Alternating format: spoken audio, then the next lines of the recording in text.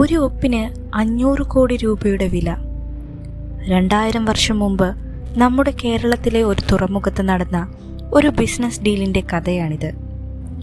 അന്ന് മുസിരിസിൽ നിന്ന് പുറപ്പെട്ട ഒരൊറ്റ കപ്പലിലെ സാധനങ്ങൾക്ക് ഇന്നത്തെ കണക്കനുസരിച്ച് ഏകദേശം 500 കോടി രൂപയ്ക്ക് മുകളിൽ മൂല്യമുണ്ടായിരുന്നു എന്ന് പറഞ്ഞാൽ നിങ്ങൾ വിശ്വസിക്കുമോ?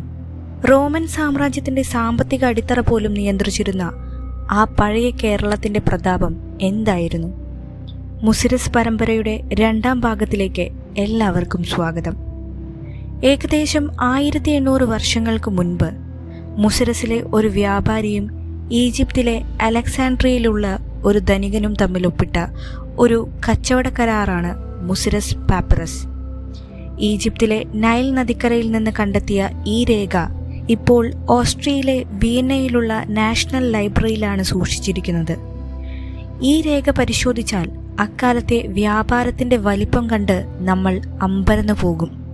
ഈ കരാർ ഹെർമ പോളോൺ എന്ന ഒരു വലിയ കപ്പലിനെ കുറിച്ചായിരുന്നു.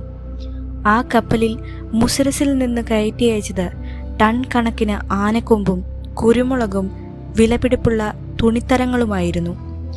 ആ ഒരൊറ്റ കപ്പലിലെ സാധനങ്ങളുടെ അന്നത്തെ മൂല്യം ഏകദേശം 70 മുതൽ 90 ലക്ഷം വരെയുള്ള റോമൻ നാണയങ്ങളായിരുന്നു. ഇന്നത്തെ കാലത്തെ കണക്കനുസരിച്ച് ഇത് ഏകദേശം 500 കോടി രൂപയ്ക്ക് മുകളിൽ വരും. ആലോചിച്ചു നോക്കൂ, ഒരു കപ്പലിൽ മാത്രം ഇത്രയും തുകയുടെ വ്യാപാരം നടന്നിരുന്നെങ്കിൽ മുസിരിസ് എത്ര വലിയ സമ്പന്ന നഗരമായിരുന്നിരിക്കണം. പക്ഷേ ഇത്രയും വലിയ സമ്പത്ത് ഒഴുകിയിരുന്ന ആ നഗരം എവിടെ പോയി?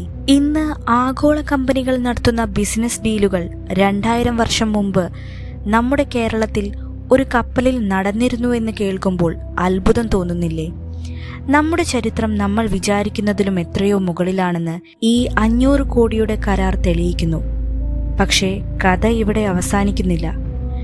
ഈ പ്രതാപത്തിൻ്റെ യഥാർത്ഥ തെളിവുകൾ ഇന്നും പട്ടണം എന്ന ഗ്രാമത്തിലെ മണ്ണടിയിൽ ഒളിഞ്ഞുകിടപ്പുണ്ട്. അവിടെ നടന്ന ഖനനത്തിൽ കണ്ടെത്തിയ ആ വിസ്മരിപ്പിക്കുന്ന വസ്തുതകൾ എന്തൊക്കെയാണ്?